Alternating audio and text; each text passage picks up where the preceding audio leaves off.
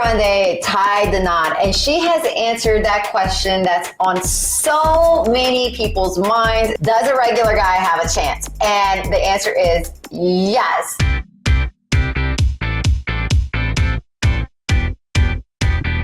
Ariana Grande tied the knot with her boo, Dalton Gomez, who is a well-known real estate guy here in Los Angeles, and that's actually how they met. So sources were telling us that she decided to want a little mini ceremony. I think they call it a minimony now, which I think is the ultimate thing. And it's really a trend. It's kind of like celebrities are starting to pop up with these surprise engagements, like Nicki Minaj surprising you with the mixtape. You just never know when new artists are going to come out with new music, and now you never know when celebrities are going to come out with a husband or a wife. They had the wedding in Ariana's new Montecito home. I'm sure that property is lavish and gorgeous and can still hold about 50 to 100 people, but I'm guessing they kept it under 50 people. Less is kind of more, and I think that's what we've learned during this whole pandemic, that it's really about the people that are in your circle and that are really important to you to share that day with you. I don't want no acquaintances. I don't want somebody that I haven't spoken to 5 years. If you had nothing to do with this relationship, then why are you sitting at the buffet table? See, the way I am is that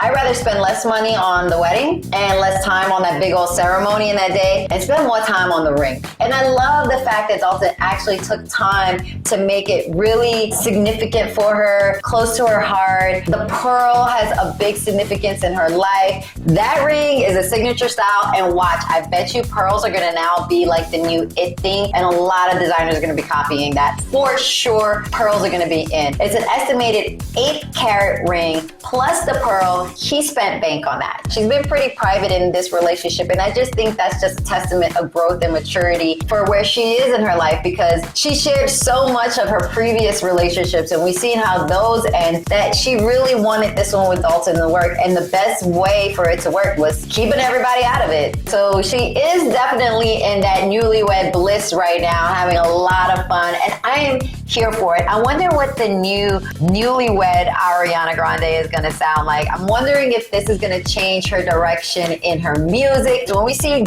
big monumental things that happen in artists' lives, usually their entire just persona changes. I'm wondering if they're talking about babies soon, or if they're going to just go ahead and enjoy because they're still young and they can still have fun. But we know Ariana. Ariana moves fast, so I won't be surprised if we're already seeing little Grandes running around. Ariana and Dalton aren't the first ones that we've seen pop up with a surprise wedding. We've seen Riz Ahmed and his wife Fatima, who got married during quarantine also, and expressed how awesome the intimacy of it all really was. Instead of having 500 aunties coming up to you, pinching your cheeks and telling you congratulations. Scarlett Johansson got married also during this whole pandemic as well. Kept it small, kept it quaint with her husband now, Colin Jost. And she said, I think just that keeping it intimate and small made it even more intentional. Others that got married during the quarantine, we got Raven Simone and her wife Miranda, Jonathan Van Ness and his husband that kept it cool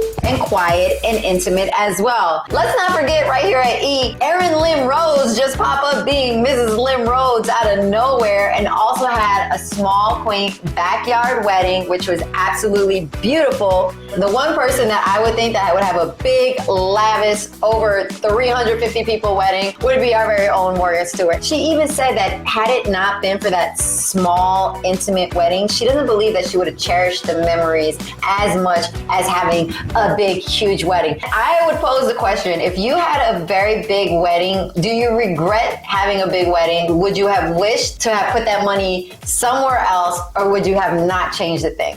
I think that I would follow this trend also and have a mini wedding. I don't want a big wedding. It just feels like such a headache to me. That's not what I'm here for. I don't want that. As you know, Morgan has been on maternity leave, but great news, your girl is coming back. I want to say that it's been so much fun. I just want to thank you guys so much for tuning in every single week while I was here. We really appreciate you guys still here, still rocking with us.